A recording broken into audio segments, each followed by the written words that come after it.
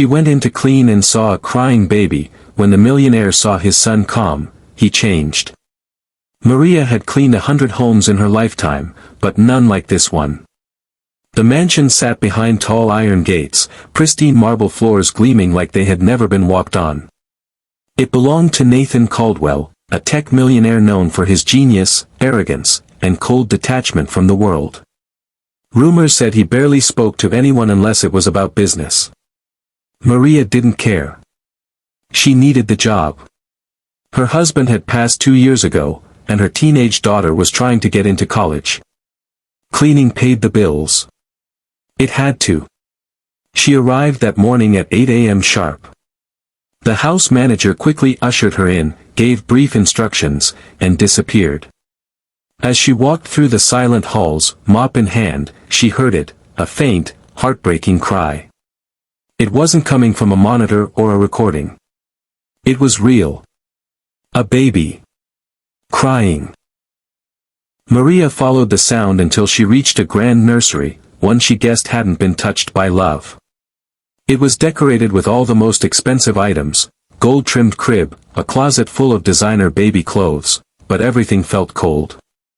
The baby, barely a few months old, was wailing with tiny clenched fists, his face red from tears.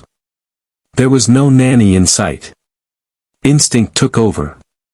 Maria gently picked him up, rocking him back and forth, whispering softly in Spanish, the lullabies she used to sing to her own daughter. The baby slowly calmed, sniffling, then cooing, resting his head on her shoulder. She didn't mean to stay long, but the warmth between them grew. She stayed. What she didn't know was that Nathan Caldwell was watching. He had come home unexpectedly early for a video call and checked the nursery camera, expecting to see a nanny or, at most, a crying baby alone. What he saw instead froze him. A woman in a plain cleaning uniform, cradling his son with a tenderness he hadn't seen since his wife died giving birth. He hadn't held his son much since then. Couldn't. The grief had turned to guilt, then distance.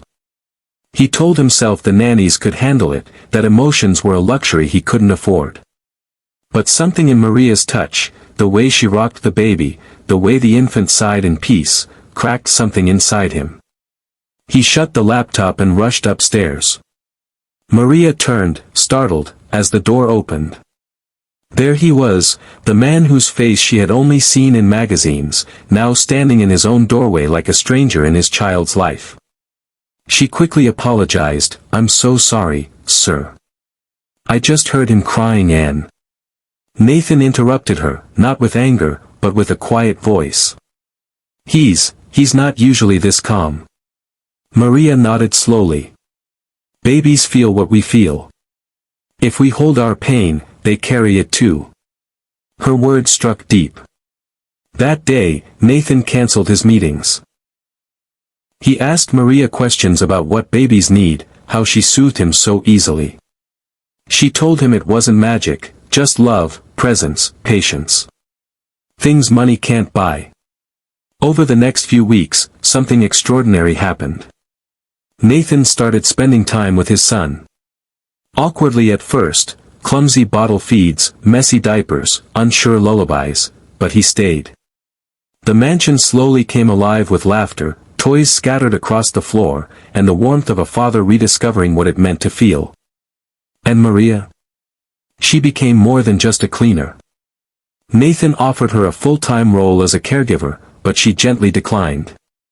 "You don't need me for that anymore," she smiled.